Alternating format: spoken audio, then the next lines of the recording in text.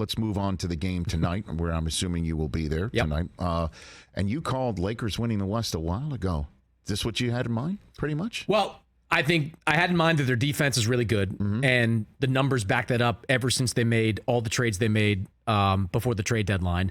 I saw Anthony Davis being dominant all through March, and I said, look, this is the old Anthony Davis. I understand we have to be wary about Anthony Davis getting injured at different times, but when I wrote what I wrote back in March, I'd seen him play through hard falls, bad ankle sprains, obviously dealing with the foot injury that had been lingering for him. So I believe that was transferable. And then it comes down to LeBron. Like, how many times do we bet against LeBron and he finds a way to come through? And the Lakers get to the free throw line an awful lot. That was true in the regular season. It's been true in the playoffs. Davis has been great. The role players are a lot better. Didn't expect D'Angelo Russell to be as good in some pivotal games in this postseason, but he has been an upgrade for them.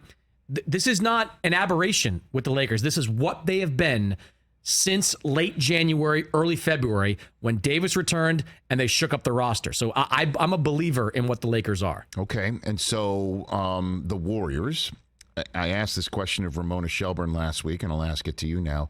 The deep dive that will inevitably come on this Warriors season, what will it reveal? What is the iceberg we're just seeing the tip of? You're already seeing Greg Anthony tweeted out last night that, Jordan Poole's numbers are down, and he said, hey, anything happened that might have altered his mindset before the season? I mean, are we going to be talking about that punch once this thing's all over, do you think? I think that we will be talking about how that incident in training camp affected the locker room during the season. But I think bigger picture for the Warriors, one of the things we'll be talking about is how their young players never really stepped into the bigger roles that Golden State expected. I mean, you look at the championship level runs that they've gone on. They've always had their core four, right? But they've also had Andre Iguodala playing a significant role, Gary Payton playing a significant role, Otto Porter last year, who I think he started one of those finals games, playing a significant role.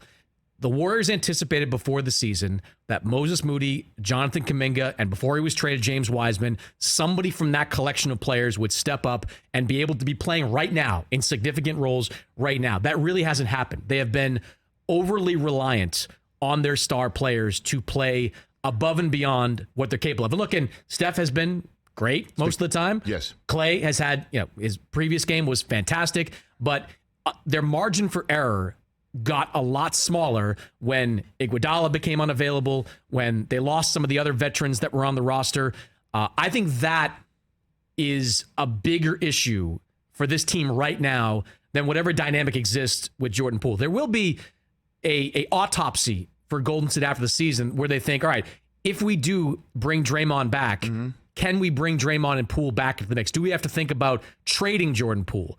To fix whatever locker room dynamic might exist, because you see, Rich, like, you hear about what's going on in the locker room, but you also see what's happening on the floor. The Sacramento series, Game 6, where Jordan Poole kind of brushes off Draymond. Yes. The body language from some of these Warriors players when Jordan Poole takes these ill-advised shots. There's obviously fire where this smoke is. I think that's something that definitely will have to be addressed if this season goes sideways. And a lot of folks thought maybe that was put to bed with the famed Curry post-Game 6 home loss speech. Get on the bus. You're with us. If not, stay off the bus to Sacramento. And, here we are now 3 games into this series, and we're wondering what's going to happen tonight. Who the heck knows? I get it.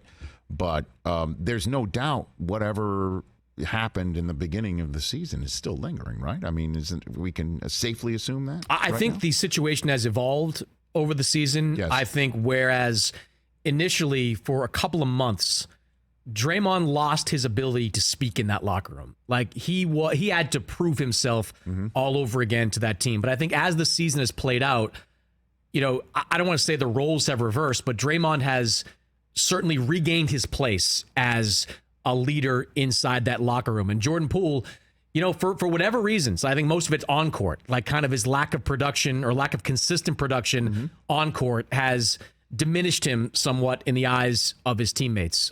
That can change tonight. Like, he could have an efficient 7 for 11 type game and the Warriors could run away with it. It's happened before, but as far as long term, that's definitely something I think will need to be addressed. Catch the Rich Eisen Show every single day on the Roku channel, 12 to 3 Eastern, for free.